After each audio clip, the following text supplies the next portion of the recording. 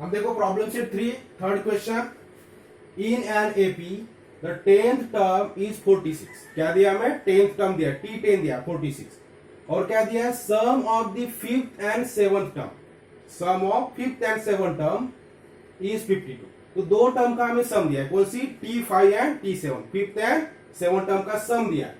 तो एपी हमें फाइंड करना, फाइंड द एपी। अब देखो एपी के लिए हमें क्या चाहिए?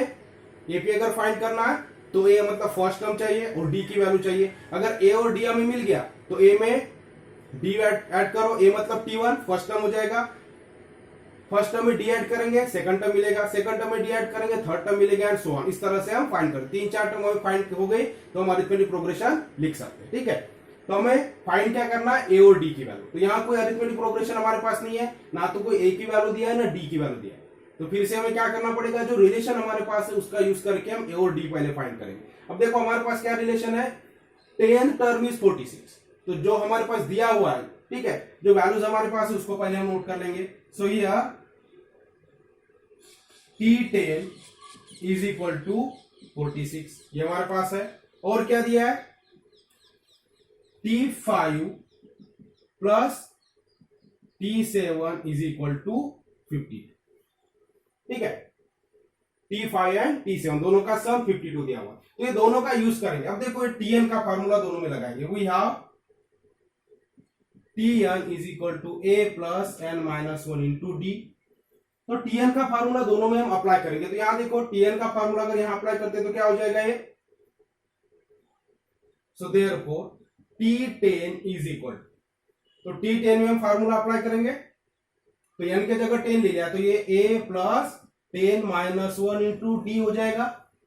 ठीक है, इसको सॉल्व कर लो। तो T10 की वैल्यू ऑलरेडी हमारे पास है 46, यहां लिख लेंगे हम 46 is equal to a as it is plus 10 minus 1 है 9 डी हो गया।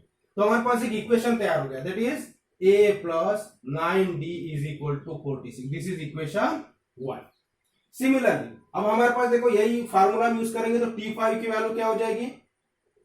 सेम तरीके से T7 की वैल्यू सेम हमें निकालना है सिमिलर वे में।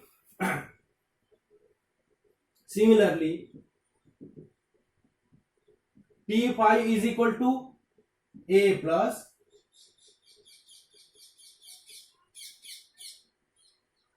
5 माइनस 1 इंटू डी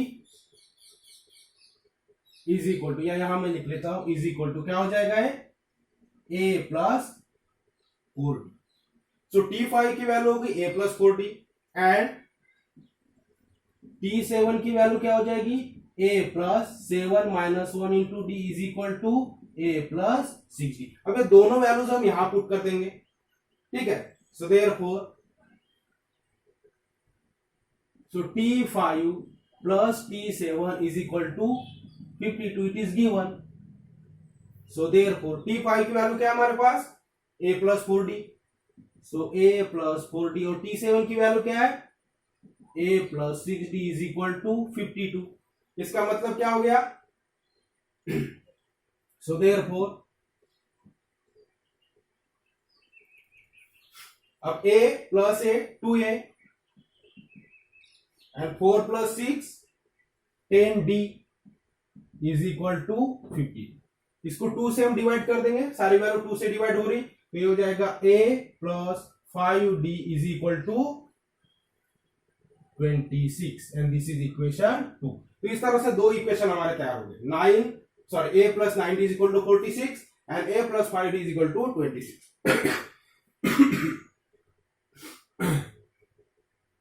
अभी देखो अब हमें ए और डी की वैल्यू चाहिए, तो दोनों क्या लीनियर इक्वेशन है, साइमल्टेनियस इक्वेशन, इसको हम सॉल्व करेंगे तो क्या हो जाएगा? हमें ए और डी की वैल्यू मिलेगी। तो सबट्रैक्ट, यहां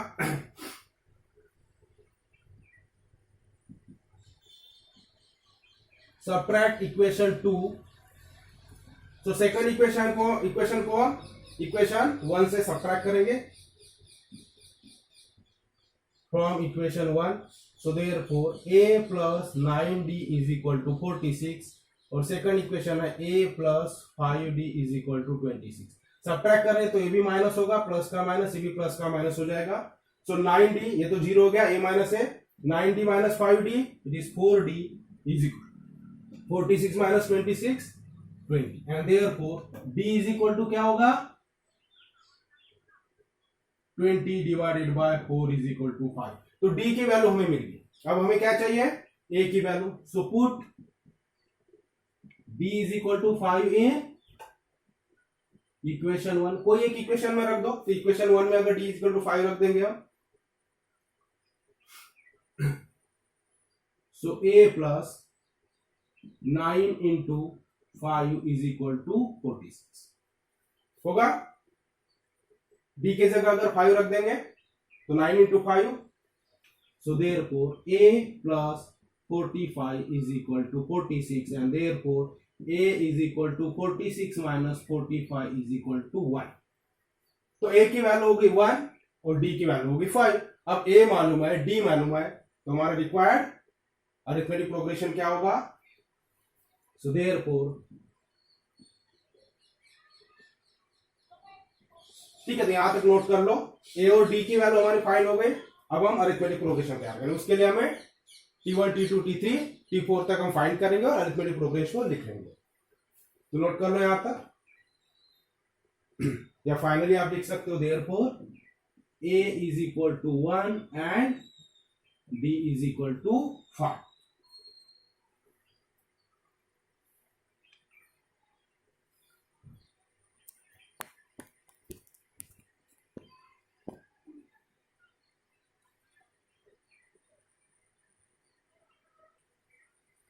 ठीक है, तो a इज इक्वल टू 1 है, d इज इक्वल टू 5 में मिला हुआ है। अब हमें क्या फाइंड करना है arithmetic progression. So therefore t1 is equal to क्या हो जाएगा a इज इक्वल टू 1, तो t1 हमें फाइंड हो गया। t2 इज इक्वल टू क्या होगा t1 प्लस d या a प्लस d। तो a मतलब है 1 प्लस 5 इज इक्वल टू 6। तो सेकंड टर्म हमें मिल गई। थर्ड टर्म क्या होगी t2 प्लस d। तो t2 है 6, तो 6 प्लस 5 इज इक्वल टू हो जाएगा 11। और t4 is equal to t3 plus d, और t3 है 11 प्लस 5 इज इक्वल टू 60। ठीक है, एंड सो ऑन। इस तरह से therefore required arithmetic progression is 1, 6, 11, 16 and so on. इस तरह से हमें 3 और 4 टर्म फाइंड कर लेना है और कॉमा देके लिखना है और बाद में डॉट डॉट लगा देना, तो हमारा अरिथमेटिक प्रोग्रेशन तैयार हो।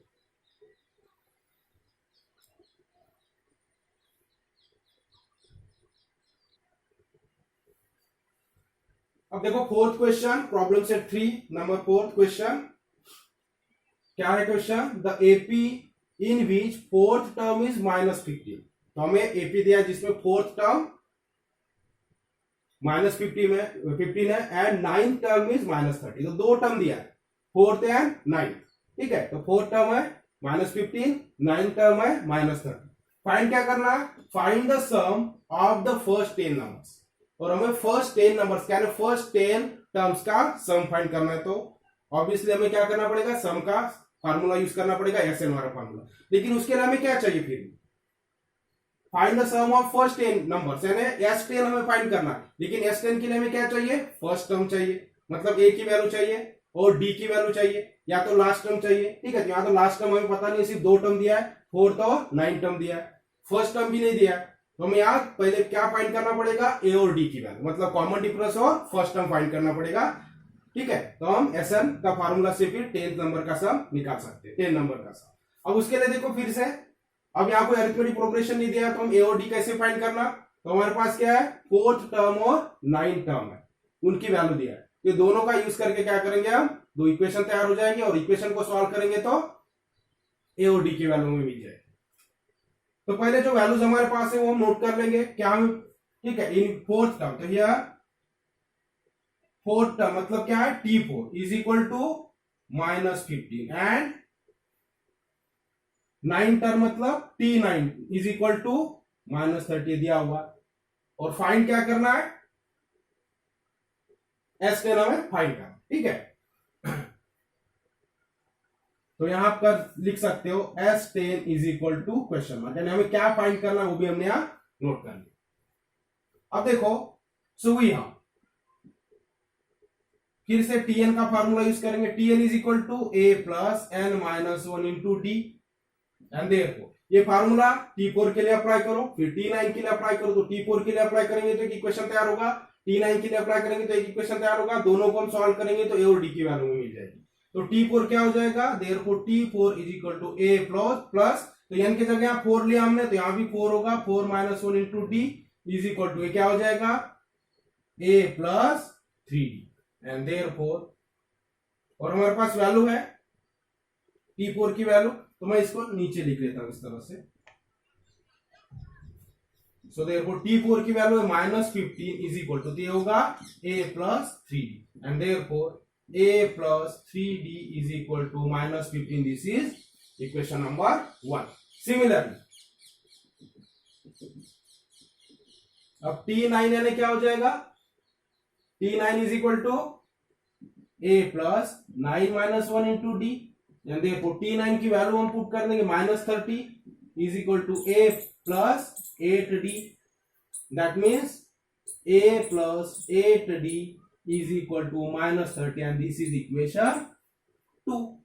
अभी दोनों को सॉल्व करेंगे तो a और d की वैल्यू मिलेगी हमें, दोनों भी लीनियर इक्वेशन है, दोनों में कोएफिशिएंट सेम है, एक है तो कोई एक इक्वेशन से एक को तो सबट्रैक्ट इक्वेशन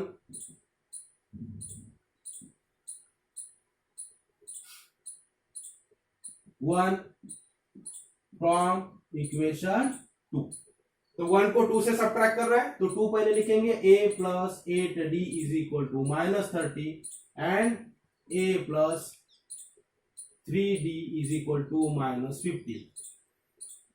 तो क्या होगा सबट्रैक्शन, इसका सबट्रैक्शन करें तो साइन चेंज हो जाएगी, यहां माइनस, ये भी माइनस और ये प्लस हो जाएगा। अब a माइनस है 0, 8d माइनस 3d क्या हो जाएगा 5d is equal to -30 plus 15, तो क्या हो जाएगा -15। ठीक है, तो d की value, so therefore d is equal to -15/5 is equal to -3, तो d की वैल्यू हमें मिल गई -3। अब हमें क्या फाइंड करना, a की value, so put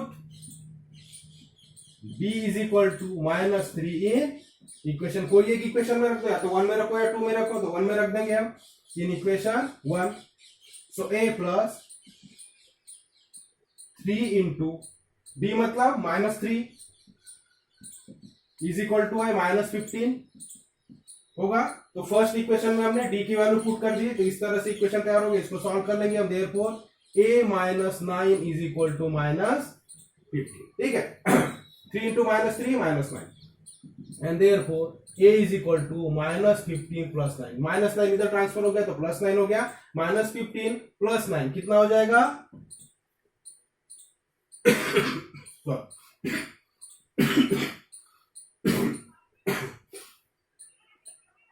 so 15 minus 9 करेंगे 6 और माइनस, ठीक है, तो a की वैल्यू होगी -6 और d की वैल्यू हो गई -3।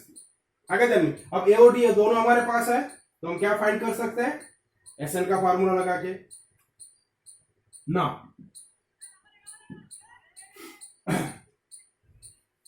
Sn is equal to n/2 in bracket 2a plus n minus 1 into d, ठीक है फार्मूला। सो देयरफॉर क्या फाइंड करना है हमें, therefore S10 is equal to n की वैल्यू 10 हो जाए, क्योंकि हमें 10 नंबर्स का सम करना, फर्स्ट 10 टर्म्स का सम करना, तो n हो गया 10, 2 इंटू a की वैल्यू है -6 प्लस n की वैल्यू 10 माइनस 1 और d है -3, तो d की वैल्यू यहां से पुट करेंगे, a की वैल्यू यहां से पुट करेंगे, सॉल्व करेंगे 10/2 ये हो जाएगा 5 और ब्रैकेट में 2 into -6 so -12 plus 10 minus 1 9 into -3 is equal to 5 -12 minus 27 is equal to 5 into, अब -12 -27 कितना हो जाएगा ये माइनस 39 एंड देयरफॉर इनका मल्टीप्लाई करेंगे हम, सो 5 9 जा 45, तो 195, तो माइनस 195 क्या होगा सम इसका, माइनस 195, ठीक है। तो इस तरह समझ में आ गया क्या किया हमने, हमें 4 टर्म दिया था -15, 9 टर्म दिया था -30, तो उसका हमने यूज किया, ठीक है। तो पीएन के फार्मूले में लिखा हमने, तो पीएन का फार्मूले से हमने जो भी हमें टर्म दिया उसका इक्वेशन तैयार कर लिया, ठीक है। टर्म को इस फार्मूले में हमने यूज किया तो ये इक्वेशन तैयार हुआ, सेकंड टर्म से दूसरा इक्वेशन तैयार हुआ, दोनों इक्वेशन को हमने सॉल्व कर लिए, तो ए और डी की वैल्यू पता चल गई, ए और डी की वैल्यू पता चल गई, तो जो हमें सम निकालना है फर्स्ट 10 नंबर्स का, तो फर्स्ट 10 नंबर का सम है, इसलिए एन की वैल्यू 10 हो गई, बाकी हमें ए और डी की वैल्यू ऑलरेडी मिल गई है, वैल्यूज पुट कर दो, कैलकुलेशन करो, तो 195 आंसर हो गया, ठीक है, -195।